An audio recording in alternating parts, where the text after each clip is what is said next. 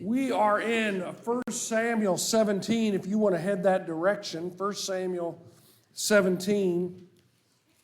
I want to share with you a story. I've shared it before in a sermon, but it's it's just a story that I really like, and it is a story that kind of illustrates, or at least in my opinion should illustrate, one of the lessons we need to take away from tonight. It was in a sermon by John Ortberg called Big God, Little God. And this is the story. He said, many years ago, I was walking in Newport Beach, a beach in Southern California, with two friends of mine. Two of us were on staff together at church, and one was an elder at the same church. We walked past a bar where a fight had been going on inside. The fight had spilled out onto the street, just like an old Western. Several guys were beating up on another guy, and he was bleeding from the forehead. We knew we had to do something, so we went over to break up the fight. I don't think we were very intimidating. All we did was walk over there and say, hey guys, cut that out. It didn't do much good. Then all of a sudden they looked at us with fear in their eyes. The guys who had been beating up on the one guy stopped and they started to slink away. I didn't know why until I turned around and looked behind us. Out of the bar had come the biggest man I'd ever seen. He was something like 6'7", maybe 300 pounds, maybe 2% body fat. He was huge. We called him Bubba. Not to his face, but afterwards when we walked away. Bubba didn't say a word. He just stood there and flexed. You could tell he was hoping they would try to have a go at him. All of a sudden, my attitude was transformed, and I said to those guys, you better not let us catch you coming around here again. I was a different person because I had great big Bubba. I was ready to confront with resolve and firmness. I was released from anxiety and fear. I was filled with boldness and confidence. I was ready to help somebody that needed helping. I was ready to serve where serving was required. Why?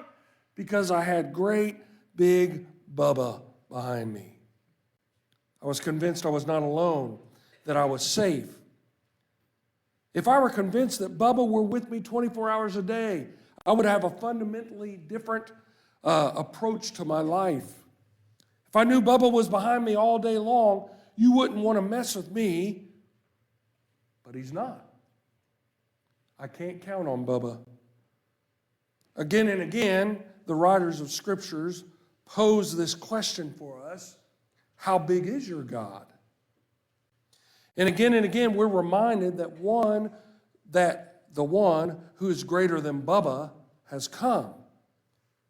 And you don't have to wonder whether or not he'll show up. He's always there. You don't have to be afraid. You don't have to live your life in hiding. You have a great big God, and he's called you to do something. So get on with it. And I love his story, and I think it's so important that we grab hold of that story, especially as we look at David tonight. But before we look at David, I want to ask you a question. Are you living your life, am I living my life, as if Bubba were walking beside us every single day? Or are we living with the feeling that it's all up to us in our own strength?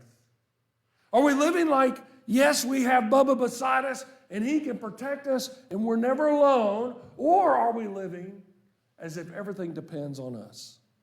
Tonight we're going to look at probably, if not the most recognized story in the Bible, one of the most recognized stories in the Bible, and it is David taking on Goliath. And as we walk through this event together, I want us to keep reminding ourselves, as Christians, we serve the same God that David served. We serve the same God. We have access to the exact same strength that David had. We have the power of God, in fact, residing within us. And we can have the same victories that David had if we will hold on to God and approach him like David did. With that in mind, 1 Samuel 17, 1 through 3, The Philistines now mustered their army for battle and camped between Sokah in Judah, of Ezekah, of Ephes Demim. Saul countered by gathering his Israelite troops near the valley of Elah. So the Philistines and Israelites faced each other on opposite hills with the valley between them. All right, so we're getting a setup here. We can get this picture in our mind of what is going on here. What is being described here? That's right, we're seeing a classic battlefield, as it were. We have a mile-wide valley. There's hills on both sides of this valley. Each army has taken up their position on one side of the valley, on a hill on either side. And we're going to see that there is this constant taunting from Goliath, and he's calling on, wanting the Israelites to come and battle them. And the Israel's wanting the Philistines to come and battle them. Why won't they just meet in the middle? Well, because you are always better off if you have higher ground. And they both knew that. So one army's standing on higher ground on one side of the valley. The other army's standing on higher ground in opposition to them. And they're both thinking, hey, we need to get them to attack us so that we have the higher ground. They got this right out of the book, How to Win a Battle for Dummies. Because everyone knew this. They all knew this. So they're all holding their higher ground to the best of their ability. That's what they want. Come attack us so we have higher ground. No, you come attack us so we have higher ground. All right, it goes on, 4 through 7. Then Goliath, a Philistine champion from Gath, came out of the Philistine ranks to face the forces of Israel. He was over 9 feet tall. He wore a bronze helmet, and his bronze coat of mail weighed 125 pounds. He also wore bronze leg armor. He carried a bronze javelin on his shoulder. The shaft of his spear was as heavy and thick as a weaver's beam, tipped with an iron spearhead that weighed 15 pounds. His armor bearer walked ahead of him carrying a shield. Let me ask you, how would you feel about going into battle against that guy? 9 foot 9 inches tall is what they figured out. 9 foot 9. Listen, the NBA come to his town, he is immediately getting a contract. Because all he got to do is stand there and go boop, boop, dunk every time. I think we would feel a little bit overwhelmed, completely outmatched. His armor bearer's in front of him. Who knows how heavy the shield is? It is an intimidating sight. And I want you to understand something about Goliath. It appears, or at least it's possible, that Goliath is a soldier for hire, essentially, a mercenary. It looks as if he has been hired by the Philistines.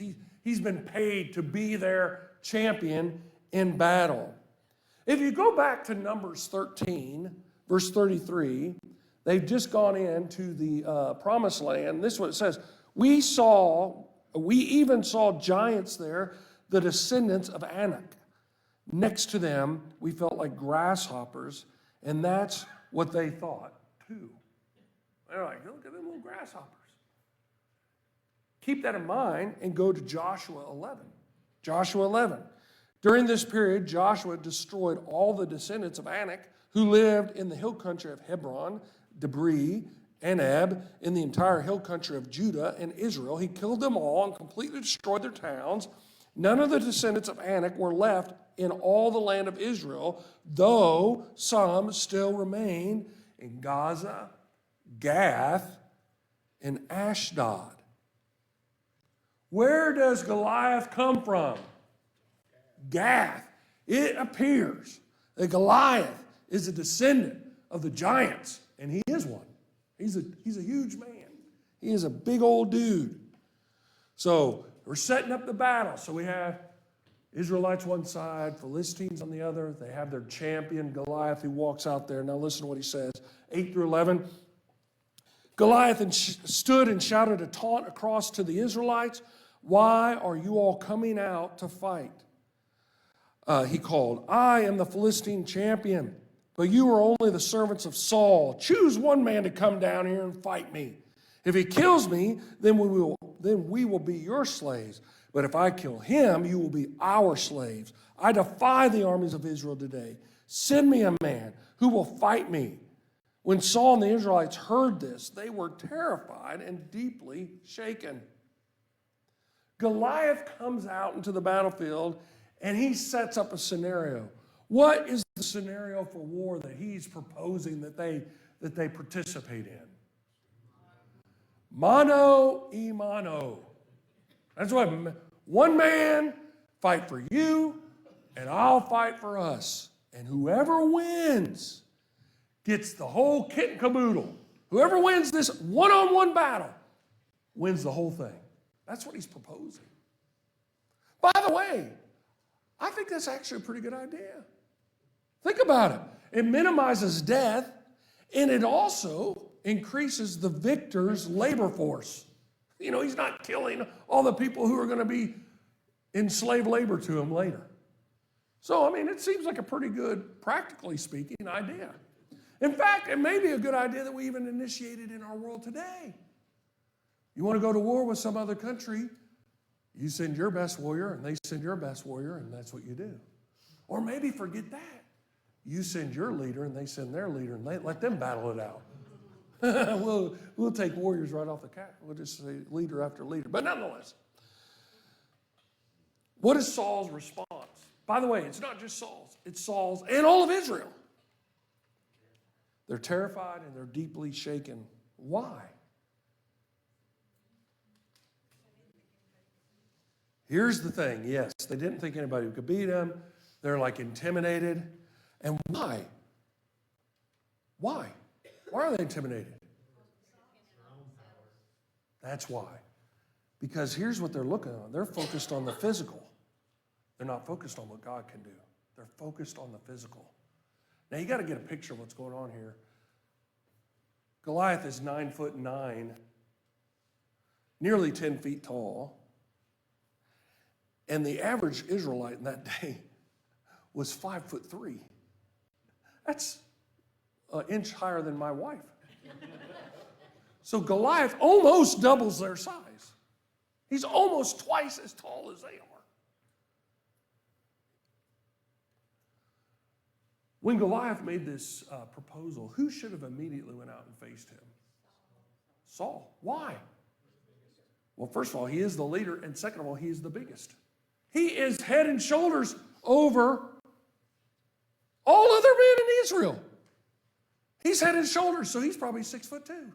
My height, I don't know. But he's still, short compared to Goliath, but, not so bad. He should have immediately went out and fought him, and not because of his stature, but because of his God, which is our God. In Deuteronomy 20, this is what it says.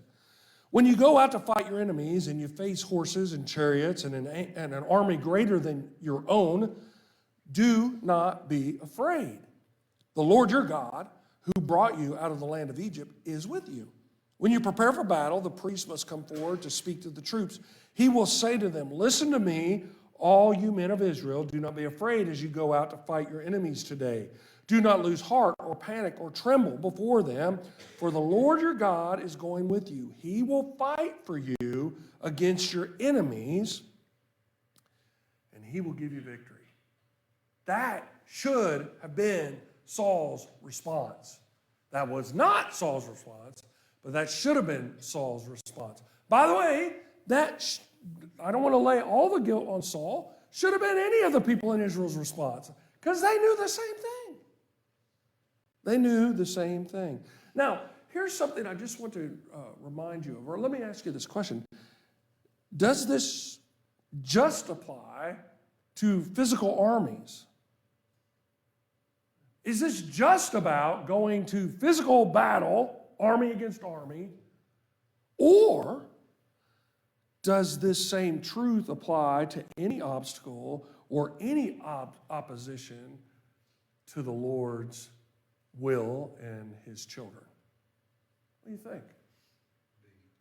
I think it applies to any of it. That's right. I think it applies to all of it. Not just if we're going to war with someone, but any obstacle, any opposition, any opponent.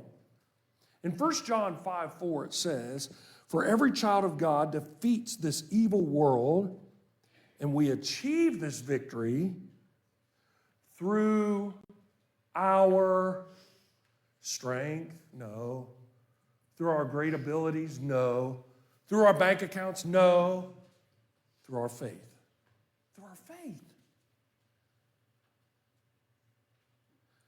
I was thinking about some of the greatest enemies, and you could list them into different categories, but if you kind of boil it all down to, you know what I think our greatest enemy is? Probably, my personal opinion. Here it is. Greatest enemy to the church. Fear. Fear. Fear is the greatest enemy. Now, we often disguise fear and say, well, we're just deliberating on it. We're deliberating. We got a group that's assessing this and assessing that. We're deliberating. But what we're really saying often, maybe not all the time, but quite often is, I'm afraid. I'm afraid of this. I'm afraid. But faith is the antidote to fear. But guess what you have to do with faith? Step out and live in it. Faith is the antidote to fear, but it's not just something you say, it's something you have to do. You actually have to step out and live in that faith. So, I think it applies more than just army against army, or mono against mono for that matter. All right, 12 through 16. Now David was the son of a man named Jesse, which we knew that from the last chapter, but nonetheless, an Ephrathite from Bethlehem in the land of Judah. Jesse was an old man at the time, and he had 8 sons. Jesse's 3 oldest sons, Eliab, Abinadab, and Shema, had already joined Saul's army to fight the Philistines. David was the youngest son. David's 3 oldest brothers stayed with Saul's army, but David went back and forth so he could help his father with the sheep in Bethlehem. For 40 days, every morning and evening, the Philistine champion strutted in front of the Israelite army. All right, David is going back and forth. What is David doing when he's with Saul? Playing the harp. He's a musician. I don't know if that's how you play the harp, but that's how I'm playing the harp. This is air harp right here. Playing the air harp. So he's going back and forth. So some of the time he's with Saul, and some of the time he's at home taking care of the sheep. He's a shepherd. So, he's trying to help his family. So he's going back and forth. But he's gone for apparently 40 days or more, because how long has Goliath been taunting and been defiant of Israel? Well, 40 days.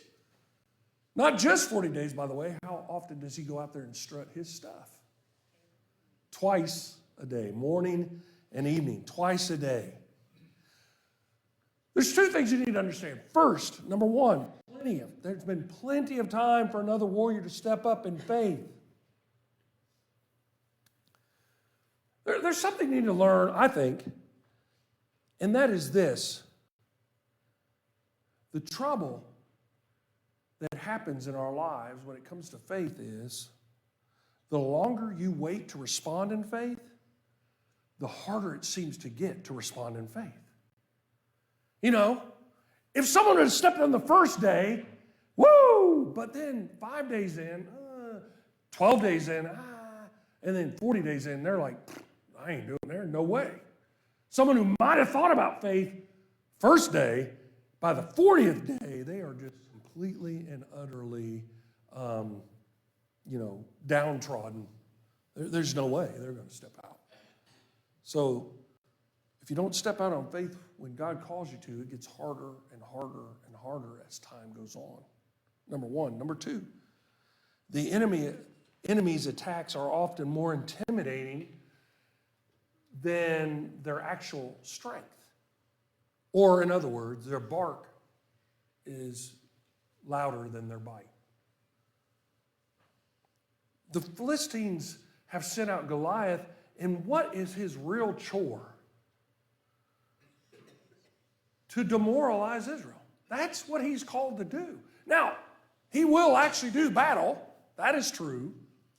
But for 40 days, they've just been trying to demoralize and demoralize and demoralize the army of Israel.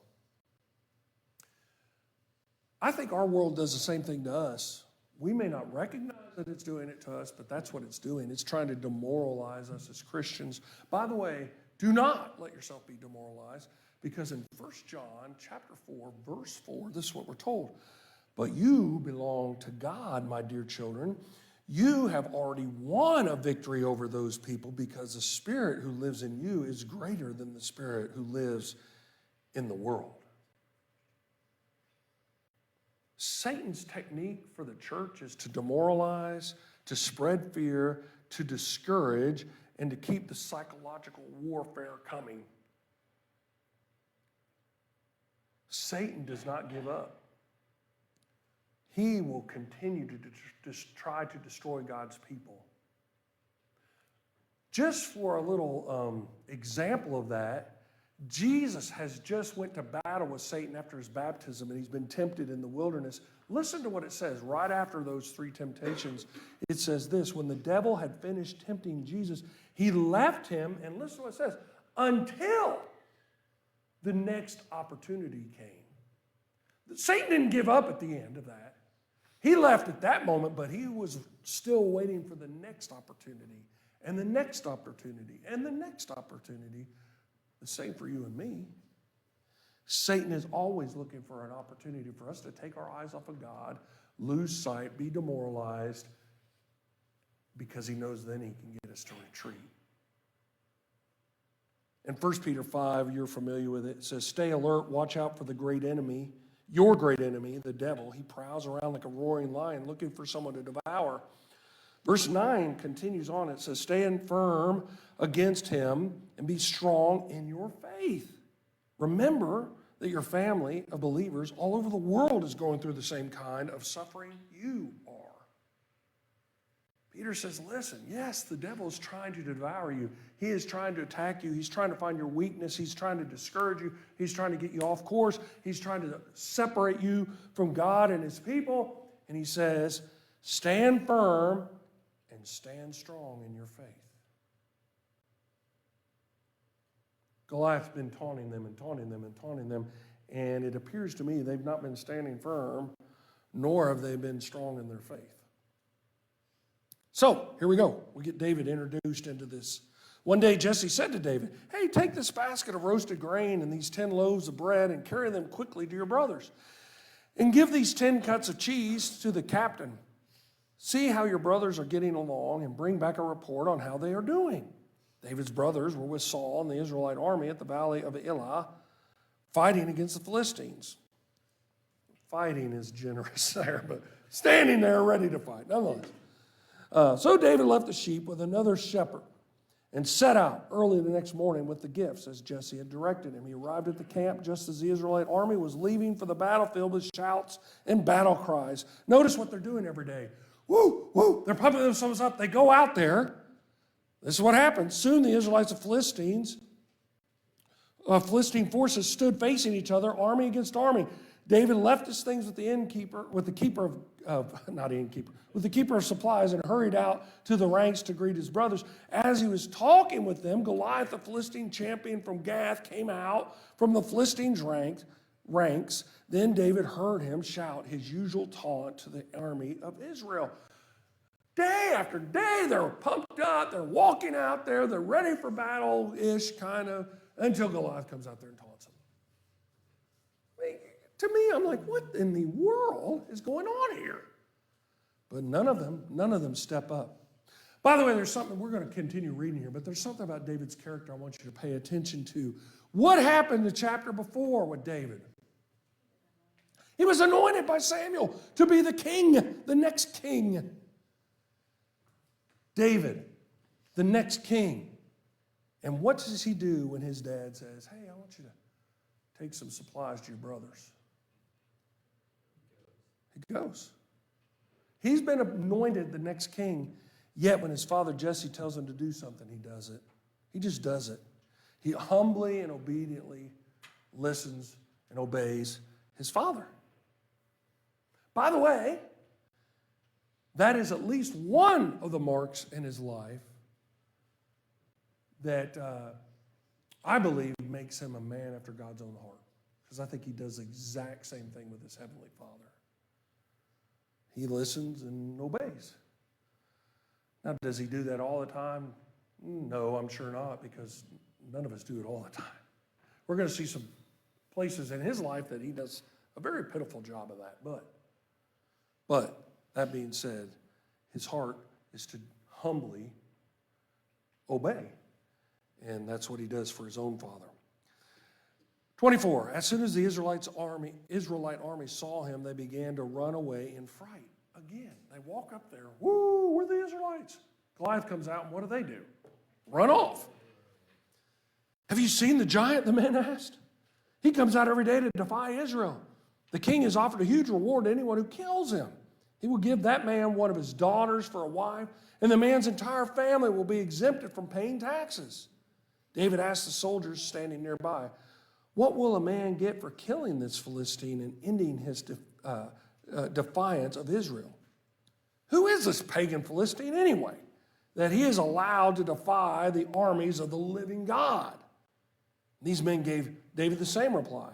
They said, yes, that is the reward for killing him. But when David's oldest brother Eliab heard David talking to the men, he was angry. What are you doing around here anyway, he demanded. What about those few sheep you're supposed to be taking care of? I know about your pride and deceit. You just want to see the battle. What have I done now? David replied. I was only asking a question.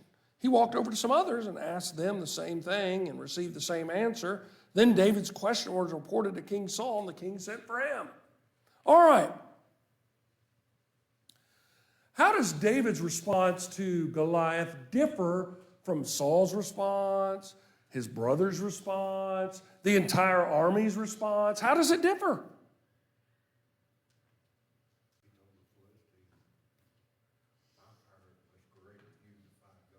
All right, there's where we need to get to. The army responds in fear, but David's response is indignation, confidence, and faith. That's his response. Because David says, who is this pagan who defies the armies, and listen to what he says, of the living God? See, David has a proper perspective. He understands that God is the living God, the one and only God. The Philistines also have gods, but they're dead gods. They're false gods. They're gods that someone carved in their backyard and slapped some gold on and said, worship this thing. Can do nothing. But he serves the living God. See, the army was comparing Goliath to themselves. But David was comparing Goliath to the all-powerful, almighty, living God. And there's a huge difference there. Philippians 4:13, Paul says this in the midst of, he says, I can pretty much do whatever. If I'm struggling, if whatever struggle I'm going through, I have this help, and this is the help he is. For I can do everything through Christ who gives me strength. See, I think it's important that we recognize that no matter what we come against, Christ is with us, and he is the one who provides us strength. David is looking, and he says, we serve the living God. What are you guys doing? We serve the living God. Why are you allowing this pagan to come out here and defame God?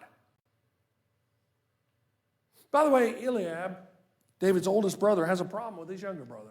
What's the problem? I think that is exactly what it is. Now, he proclaims about David, he says, oh boy, I know why you're motivated. You came out here for a show. You've been motivated by your pride and your deceit.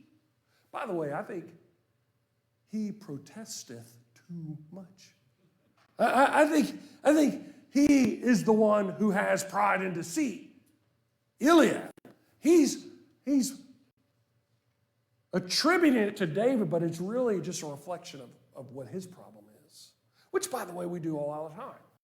We look at someone else and we say, well, yeah, I know they got a problem with whatever, and usually it's our problem, But nonetheless, he ascribes to David motivations that are probably his because he is the oldest and he is the first one who was passed over to be king. Now, again, I think there's some lessons here to be learned. First lesson, even family tries to discourage us from following the Lord sometimes. Even family. Oh, are you sure? No, you don't. Go on a mission trip. What? Become a missionary. What? Leave your job and do full-time ministry. What? Come on. You don't need to do all those things, right? The second lesson is that powerful faith is intimidating to those who don't have it. Powerful faith is intimidating to those who do not have it.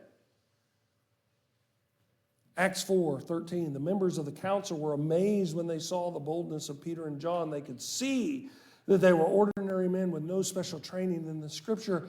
They also recognized them as men who had been with Jesus. They knew all those things. They're like, man, these guys have some faith. And yet, what do they still tell them? Don't talk about Jesus. Don't do anything in his name.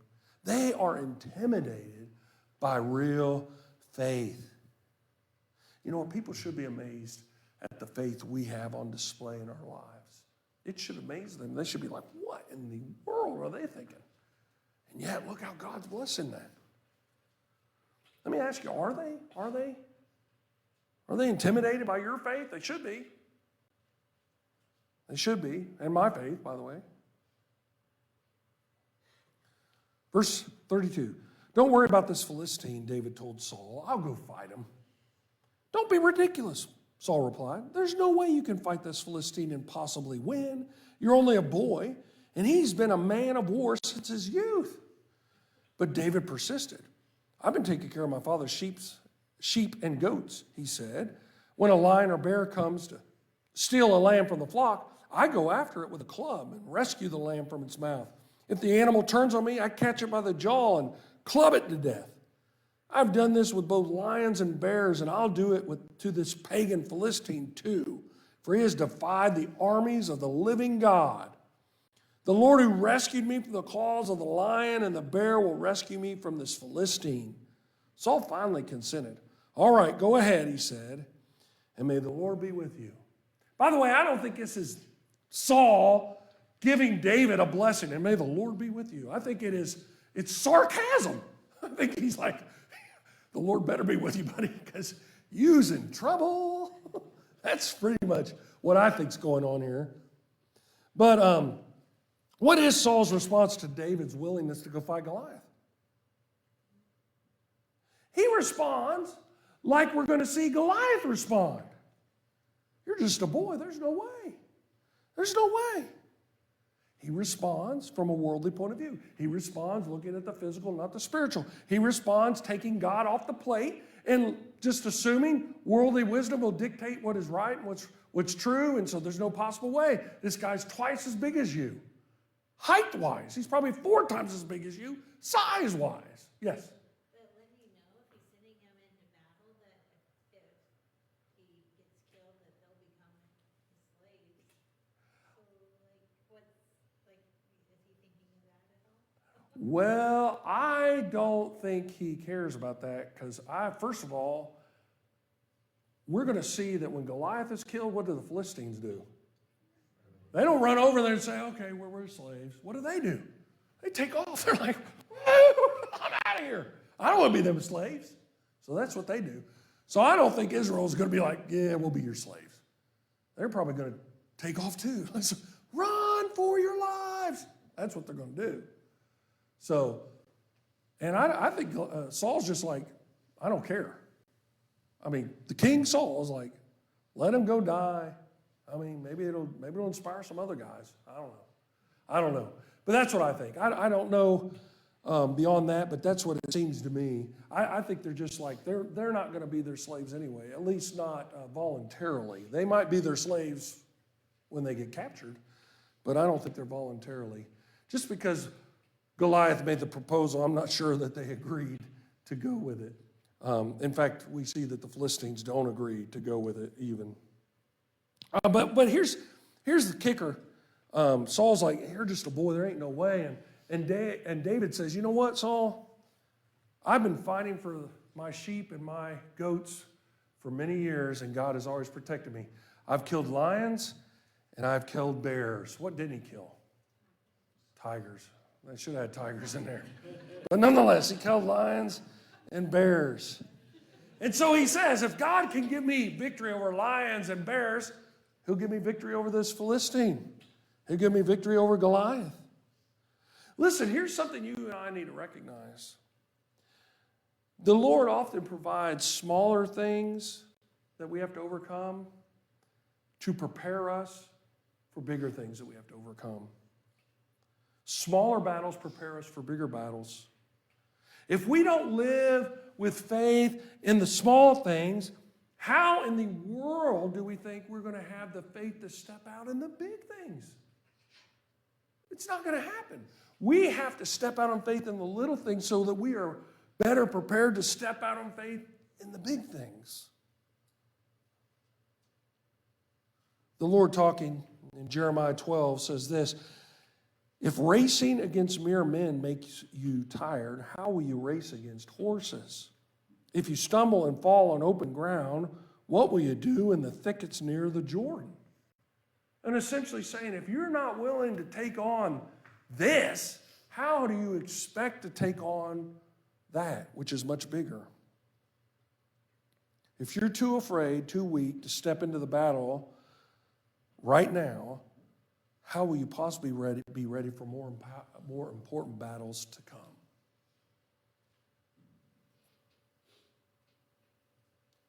(38-40).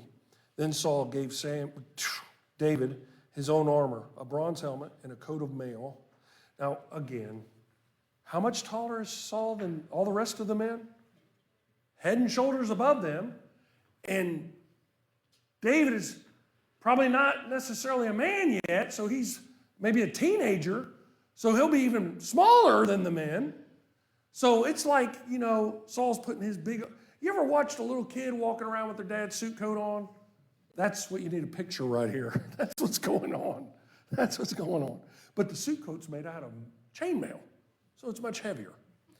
So that's what's going on. David put it on, strapped the sword over it, took a step or two to see what it was like, for he had never worn such things before.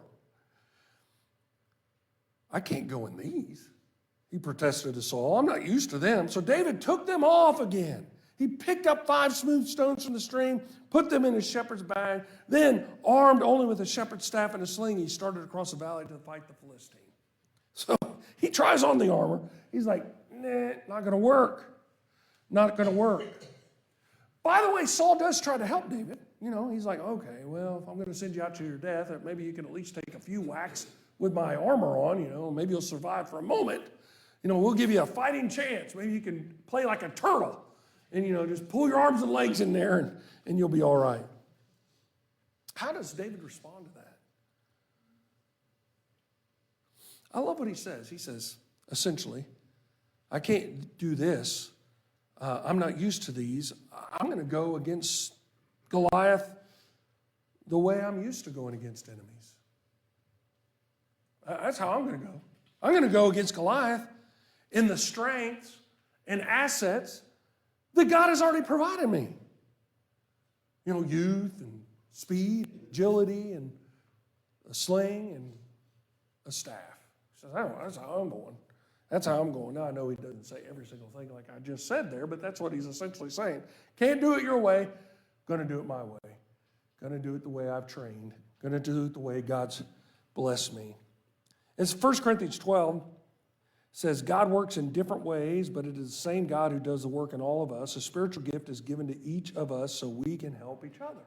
I just want you to understand When you get to David, you recognize that he's not a warrior in the sense of how Saul thought a warrior ought to look like. He doesn't go to battle like a warrior would have normally went to battle. We don't need to either. We don't just have to fall into line with what everybody else looks like. Because guess what? You have been gifted by God as a Christian, if you're a Christian. You've been gifted by God with what? A spiritual gift that is unique to you. I mean, other people may have similar gifts. That's not what I'm saying. I'm saying you have a gift, and that gift is given to you by the Spirit to prepare you for the work that God has assigned to you. I've been gifted the same way, and all of us have been gifted that way. God works in different ways in our lives. We don't all need to have the same exact spirit.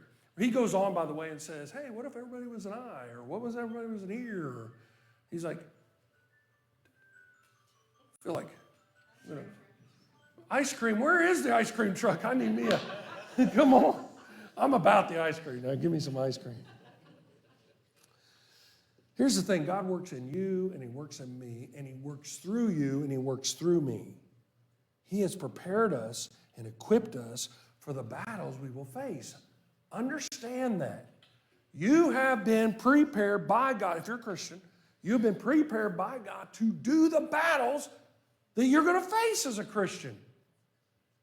He's provided you through his Spirit and through your faith family what you need in those battles. All right, so there's been a question here. I'm going to try to address it pseudo quickly. David picks up 5 stones. 5 stones. How many Goliaths are there? 1 Goliath. Is him picking up 5 stones a lack of faith?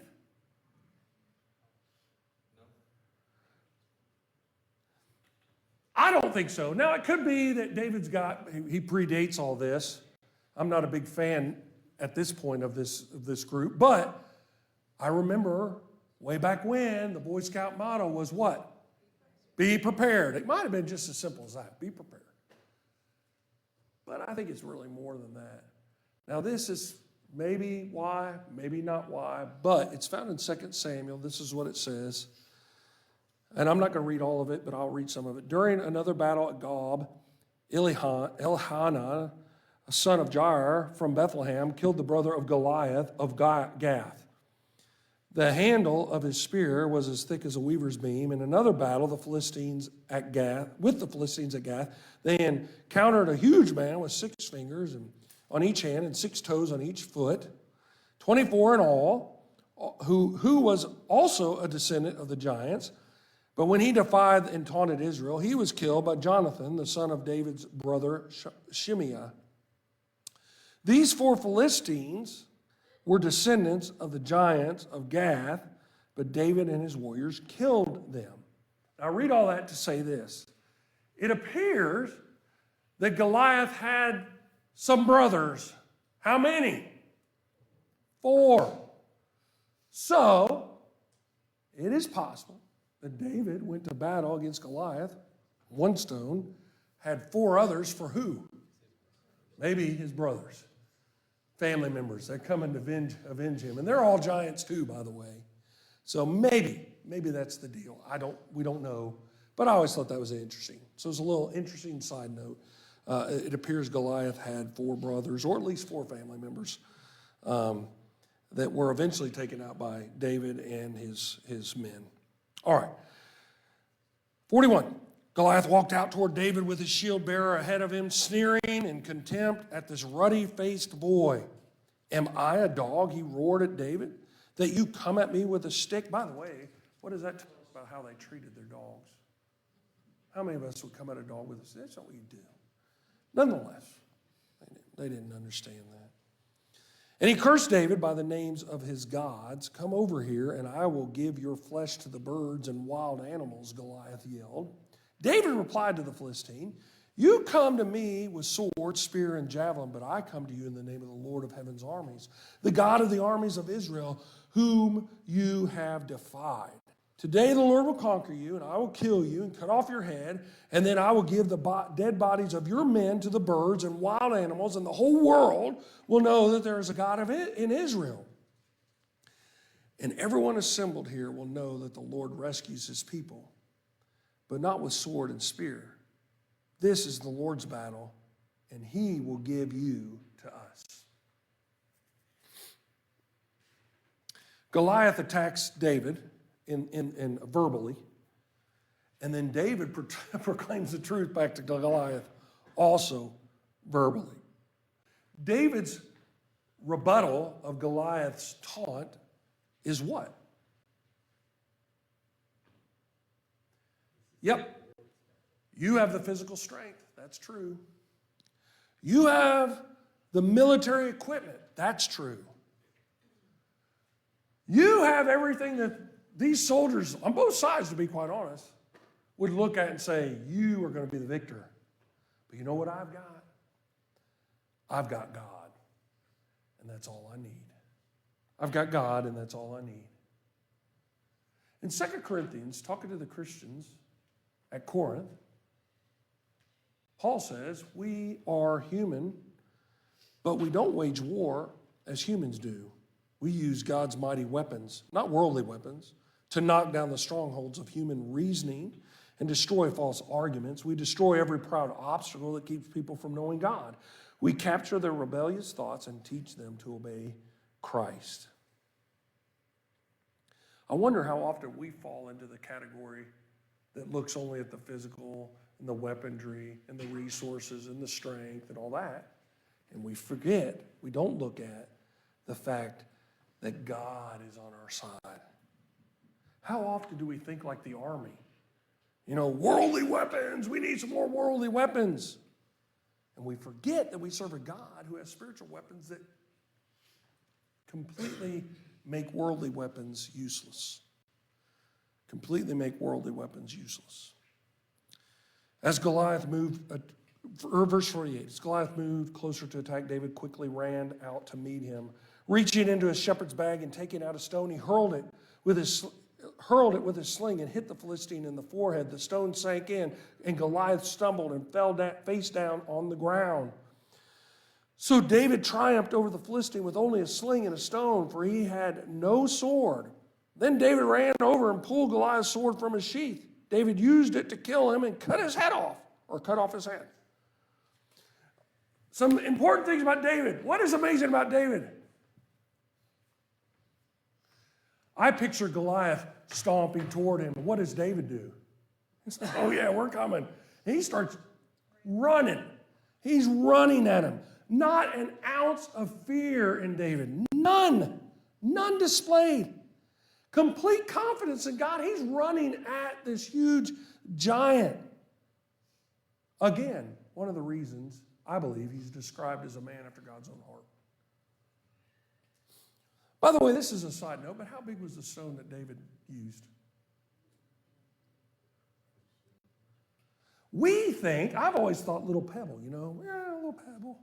Got a pebble out of the stream, you know. Archaeologists have recovered sling stones from that area and from that time frame, and they're about the size of a billiard ball. So I want you to understand how big they are, about the billiard ball. Maybe, like, think tennis ball if you don't know what pool balls look like. And, by the way, when they throw them out of a sling, they can generate about 60 miles an hour out of that sling. So it's coming at you at 60 miles an hour. It's about the size of a billiard ball. And it whacks you right in the forehead. Huh? It's not true. Even the Romans used the sling up until the 1st century. Correct. It was not to be despised. No. And by the way, David on a sling is like a sniper. I mean, that's how good he is. He's like running full speed, whacks Goliath right between the eyes. Right between the eyes. So how did David defeat Goliath? Well, it was because of his great slingshot work, right? No. Yes and no. It is because God provided him all that he needed. By the way, it appears, however, that the stone didn't kill Goliath. What did it do? knocked him out or disoriented him or whatever, but he's laying there on the ground, face down. And how does David kill Goliath? With Goliath's own sword. And then he cuts his head off just so he could carry it around as a trophy, which is what he really did. Carried it around, showing everybody, Goliath, here he is. So David went into battle with a stone and a club and a sling. And he knocks Goliath out, but he kills Goliath with Goliath's own sword. And I want you to understand something about that. And that is that God provided the sword for David to kill their enemy through the enemy. You ever thought about that? He was victorious over Goliath with the stone, I understand, but also with the sword of Goliath himself. We don't have to have all the resources ourselves. Sometimes God provides the resources through the very enemies that we are in opposition to. That's what he does here. That's what he does here. Why do we so very often believe that we have to have the resources first before we're willing to step out in faith with God? Why? Why is that the case? That's not what David did. That's not what we see throughout the Bible over and over again. We don't see that. We see people step out without resources and God provide resources. That's what we see the whole way through. That's what over and over and over again, that's what we see. We don't see, hey, once you accumulate this much resources, then you step out. We see, step out, I'll take care of the resources. You need a sword to kill the guy and cut his head off? I'll bring one to the battlefield. It'll be on the guy, but nonetheless, it's going to be there. It'll be there. It'll be there for you. All right, we're going to finish this chapter. When the Philistines saw that their champion was dead, they turned and ran.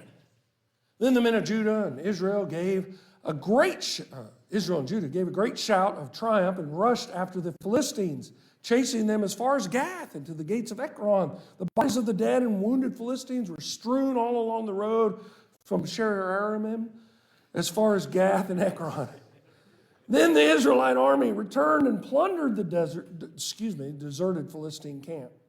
David took the Philistines' head to Jerusalem, but he stored the man's armor in his own tent. As Saul watched David go out to fight the Philistines, he asked Abner, the commander of his army, Abner, whose son is this young man? I really don't know, Abner declared. We'll find out who he is, the king told him. As soon as David returned from killing Goliath, Abner brought him to Saul with the Philistine's head still in his hand.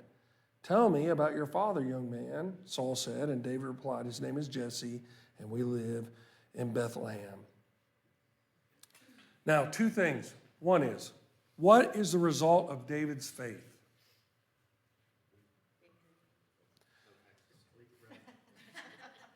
And listen to this. You are absolutely right, victory. Victory is the result, but it wasn't just victory for David. It was victory for all of Israel. One guy, David, goes out and does battle with a giant, and the whole nation of Israel receives victory. One person steps out on faith, does what God calls him to do, trusts that God can get it done, and the entire group of children, God's children, are blessed. Keep that in mind. Keep that in mind. People's faith and trust in the Lord was renewed and ignited or reignited because of David's faith and trust in the Lord. Number one. I'm running over time, am I? Number two. How is it that Saul didn't remember David's father? David, the musician that calmed Saul's heart. Boo, boo, boo. How does he not know his father? Now, it could be that Saul forgot, because he is a mentally unstable guy. He's haunted by a tormenting demon or spirit, let's put it that way. So he could have possibly forgot. That is true. I think it's more simple than that. I don't think it is, he forgot. I think it's more about, hey, I actually need the specifics on who your dad is, where he lives, give me his address and his social security number, because he's going to be tax exempt and along with all his family. Because he made that promise. So I think that's what he's talking about here. It's not, Oops, forgot what David's father's name was, as much as I believe the specifics of who David's father was. Yeah, he's Jesse from Bethlehem, but what does that mean to him? Nothing. By the way, as a king, you going to remember all your people who are blessing you? Are you going to remember all their family connections? No, you don't care. Someone else is supposed to remember that for you. Apparently Abner, but Abner didn't either. So I think it's just that Saul is actually asking for the specifics so he can keep his promise about making David's family tax exempt. All right, any thoughts, comments, questions about David and Goliath? All right. I noticed at the end, David has the correct object always in mind. All right. Yes. That the world will know that there is a God in Israel. Yes, David is always pointing to. He's always wanting to bring honor to God. Always, always bring honor to God, which is what we should do as well.